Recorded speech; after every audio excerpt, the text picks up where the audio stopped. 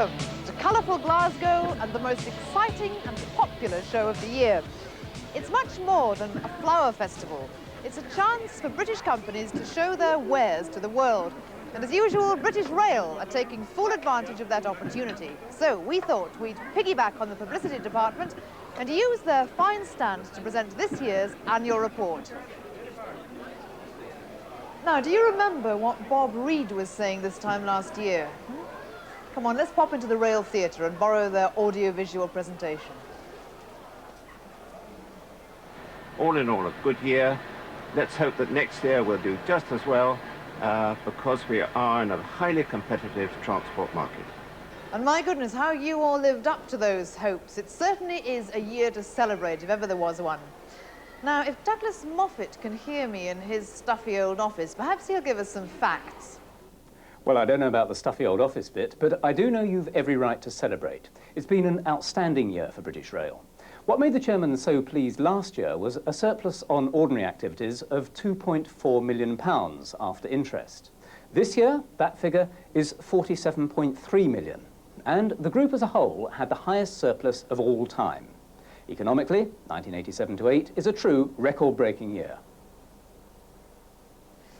Well, that sounds great. So let's look at the sectors in detail. Now, this is the Intercity stand, and they started the year with a celebration. It was their 21st birthday.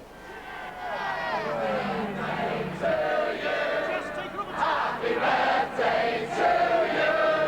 Happy birthday, Intercity. Happy birthday to you. This was Intercity's last year with a government grant, and they're certainly going about things in the right fashion, with a real growth in earnings of 7%. That's taking into account inflation.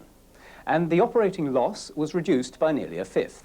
So we should soon be seeing Intercity contribute to the overall profitability of the non-supported sectors. The sleeper lounge is one innovation that contributed to the important growth in business and executive trade. While the more varied menus offered by Cuisine 2000 helped to increase food and drink sales by almost 20%.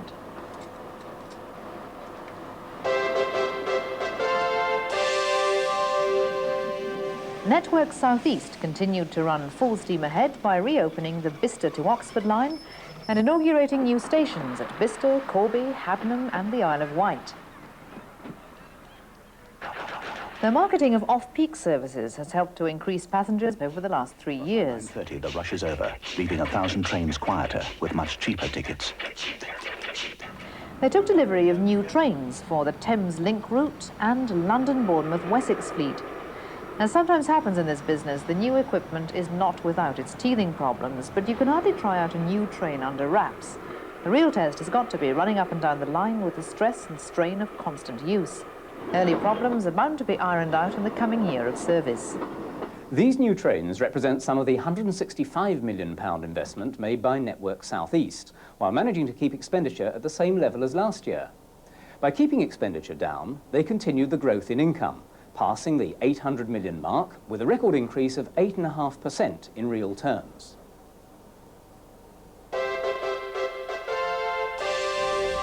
I've left the Garden Festival for a moment to come here to ScotRail's new Yoker Centre. It demonstrates how Provincial is moving ahead towards the turn of the century. The ScotRail North West area is administered from here, with all the rostering for 840 staff. The yard came into operation on May the 11th, 1987.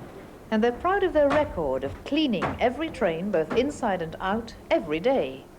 When the centre becomes fully operational, all the signalling for the Glasgow North Suburban line will be controlled from this single room. Utilising the support of local business and local government, Provincial managed to increase their market by opening or reopening some 18 stations throughout BR. This helped contribute to a record rise in income that nearly doubles the success of last year. You've got to hand it to Casey Jones. They're more inventive than other fast food companies. Their new breakfast specials and chili bean burgers are both doing very well. Out in the harsh world of open competition, Travellers Fair are still holding their own. They won 68 of the 89 sites open for tender this year. The new upper crust bars spread further to London's Victoria, Euston and Edinburgh. Travellers' Fare Limited, as they now are, is being privatised, and I've heard that a management team is to bid for the company. The paying public voted with their mouths this time and consumed £74.1 million of products, giving Travellers' Fare a 36% increase in surplus to £7.5 million. Jones Garrard of Leicestershire have won the contract to design the outside of the new city-to-city Channel Tunnel trains. Now, everyone at BR sees the tunnel as a terrific opportunity to increase all categories of rail business. And the Channel Tunnel team is currently travelling the country in a programme of meetings to encourage participation with commerce, industry and local government, and to find out what services need to be provided beyond London.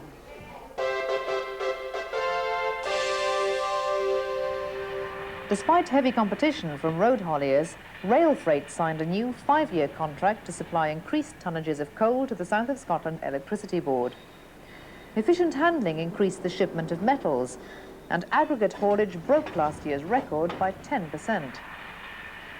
An indication of Rail Freight's confidence is their new branding that identifies the 5 subsectors and a complementary range of symbols for engines that signify the pride and responsibility of the depots that look after them.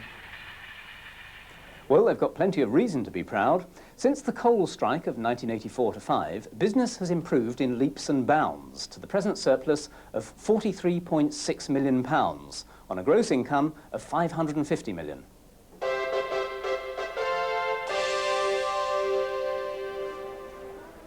This is the Freightliner display. Now, they're particularly well placed to expand business when the new tunnel opens. Internationally, they strengthened their grip on the deep-sea maritime container trade by taking 30% of the market. And at home, new orders came in from Twinings, IBM, Star 4 and Peugeot Talbot Spares. The year started with the closing of 8 depots as Freightliner tightened their operation. But they held more of the business than was expected. And at year-end, work began on a new depot at Wilton, Cleveland. The overall effect of this was to halt the downward spiral, with a reduction in losses to £6.2 million. Now, this is a bit of fun. It's a computer game for the public to use, and the idea is that you guess how long it'll take a Red Star parcel to travel from Glasgow to, well, anywhere in the country. I've punched up Aberdeen, so I'll guess it'll take, something like 4.5 hours. And I'm completely wrong, never mind.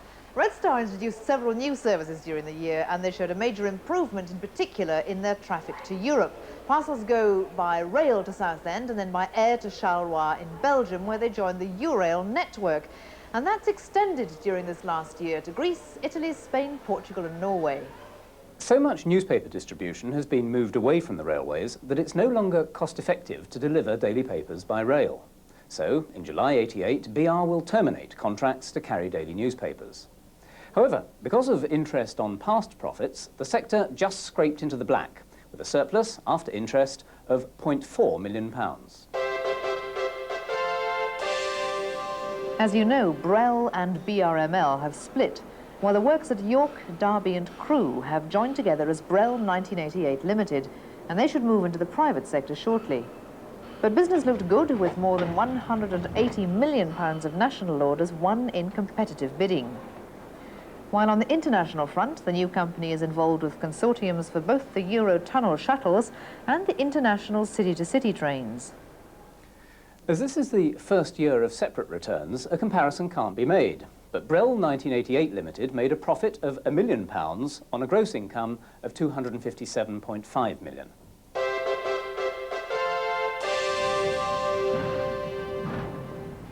British Rail Maintenance Limited, who operate former Brell sites at Doncaster, Eastleigh, Glasgow and Wolverton, have moved beyond the rapids of change into calmer waters and are already showing the benefits. Not only was £7 million worth of reorganisation achieved on schedule and within budget, but there was still time to overhaul 103 locomotives, 1,632 diesel and electric multiple units and 1,543 coaches. An important innovation is the component exchange method. Rather than being overhauled here, this air conditioning unit is simply exchanged with one from the National Supply Centre. Through improvement in production methods and cooperative staff changing work patterns, the turnaround time on all vehicles was reduced over the year by an average of 25%.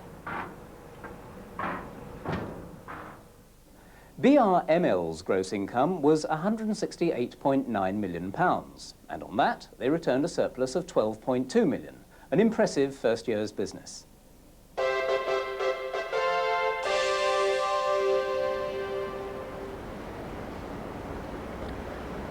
No, this is not part of the BR stand. This is the Tropicarium, one of the many pavilions here in Glasgow, and it's a lovely one. There are fauna as well as flora, big moths like those, and butterflies, land snails, and big hairy spiders. Not the kind of conditions I imagine that you work in. But BR does work in the tropics. Transmark, the team of consultants, saw new business in Thailand, Kenya, and the Sudan, and new orders from 2 companies in Australia. Altogether, they have 148 projects on the go in some 30 countries, and in the last 12 months they grossed £4.6 million.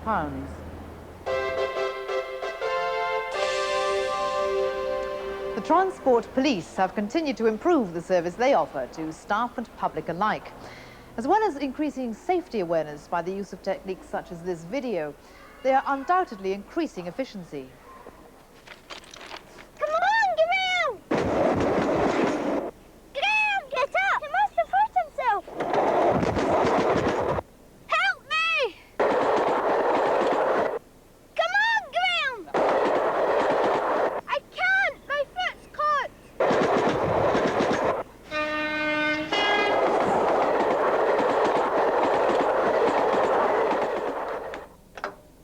Once again, the Property Board has been a major source of funds for BR. Sale of land and property brought in a record £181.4 million, while income from letting brought in another £82.4 million. But it's not just a matter of selling and renting. It's investing and using resources. Just look at the development here at Glasgow Central, where everything reflects the style of the old station buildings and yet is fresh and modern and attractive.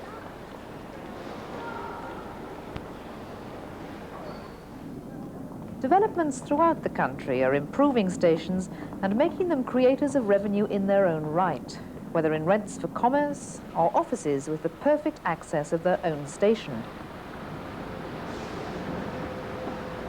And I'm delighted to say it's not just for customers that BR's designers and architects flex their muscles. This is the Yoker Operations Centre that we saw earlier.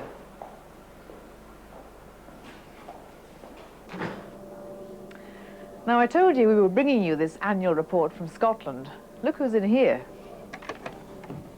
Hello, Douglas. Hello, Sheena. Well, I certainly agree. If this is the way that BR are building now, it's a great improvement on certain offices I could name. And just look at this, facilities to help you shed the flab or simply keep in condition. It's good to see resources being invested in facilities for the staff. Well, those two seem determined to get into shape. Before we close, let's ask Douglas to give us an overall picture of the group shape. Well, in such a record-breaking year, you'd be astounded if I didn't tell you the group was in good shape. All investment was paid without any borrowing, and in fact, the accounts were so healthy, an early repayment of £86 million was made to the government to reduce future interest payments. Looking at the overall profit and loss at 1984-5 prices, we can see the figures have moved from a loss of £38 million through an £11 million deficit in 1985-6, through a small profit of £2 million last year, to an impressive £47 million now. This is the true picture of British rail business, and it's better than many dared hope. When you add in what accountants call extraordinary items, like the one-off sale of land and property, then you get a group surplus of £291 million, and that's another all-time record. There's been one other change during this financial year. Dave Kirby, after 34 years with BR, has become a vice-chairman. So let's leave the last word to him. Here's his summary of time past and perhaps a word about the future. And from us, here at the Glasgow Garden Festival, it's goodbye and haste you back. Well, it's obviously been a very good year for us, not only in terms of the financial results, which you've heard about and which were very good, but also in terms of the volume of business that we've handled, passengers and freight. Having said that, there's still some way to go before we can say that we're giving consistently good service and meeting all our own quality standards. The biggest thing we can all do to help the future of our own industry is each of us to say to himself or herself, what can I do to do my own job a little bit better and please our customers? The opportunities for the future are very exciting, provided we ourselves, who work for this industry, go away and make the most of them.